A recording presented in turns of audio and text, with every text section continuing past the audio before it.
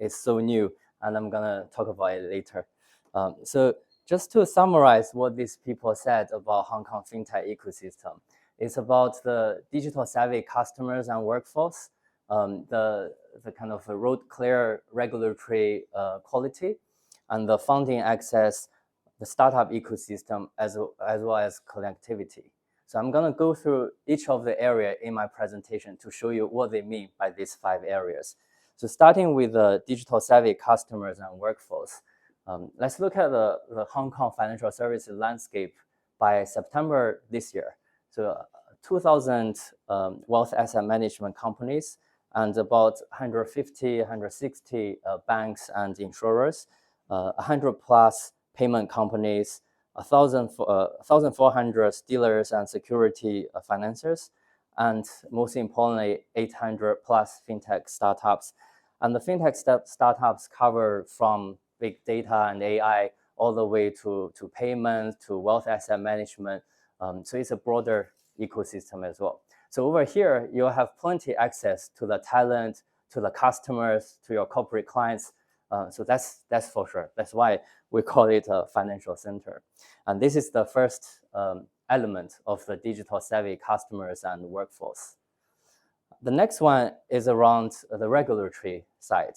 So back in 2021, the Hong Kong Monetary Authority launched the FinTech 2025 vision. And one of these 5 areas of focus is around all banks goes fintech. And that's not just the front office, it's front office and back offices. And August this year, they also published a fintech roadmap, which basically outlines how they will adopt fintech very clearly in the document. And this document can be found on the internet. It's pretty thick, so you can read through. It's very clearly laid out.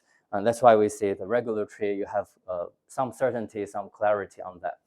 Additionally, the 3 regulatory bodies here, which is the Hong Kong Monetary Authority, the Insurance Authority, and the Security and Futures Commission, they have a regime, what we call the progressive regulatory regime.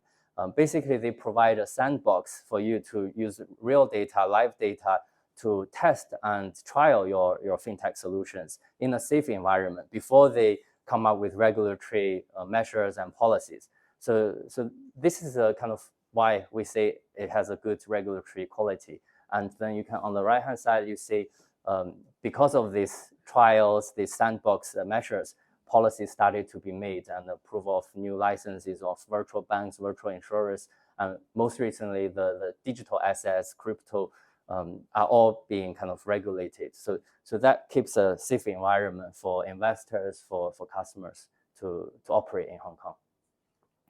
So the third area, which is the most most mentioned area for startups come to Hong Kong, where's the money from the government, right?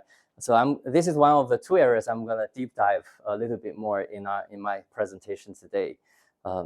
In Hong Kong, the government offer an end-to-end kind of funding support and grants, starting from your research and development to your kind of building up the startup, to the strategic enterprises, talent, and then tech adoption. I'm not going to go through each of them, but I want to highlight a few. So the enterprise support scheme, which we call ESS, basically supports your companies to do in-house R&D development. And for each project, you can apply for up to Hong Kong dollar 10 million for your support. And that's just to encourage enterprises and startups to look into your own in-house R&D development.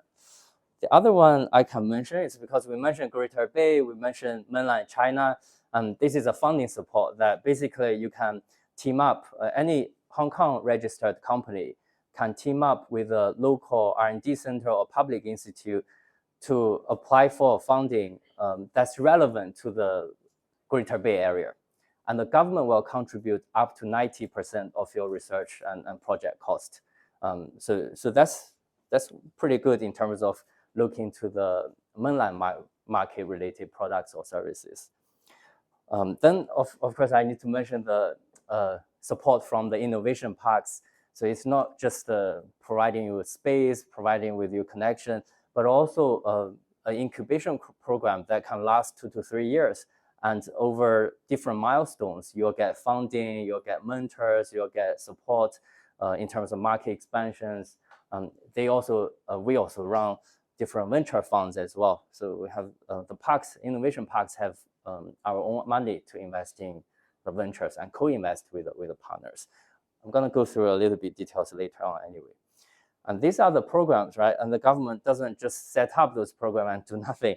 So over the past 5 to 6 years, the Hong Kong government has already invested about Hong Kong dollar 150 billion in innovation development.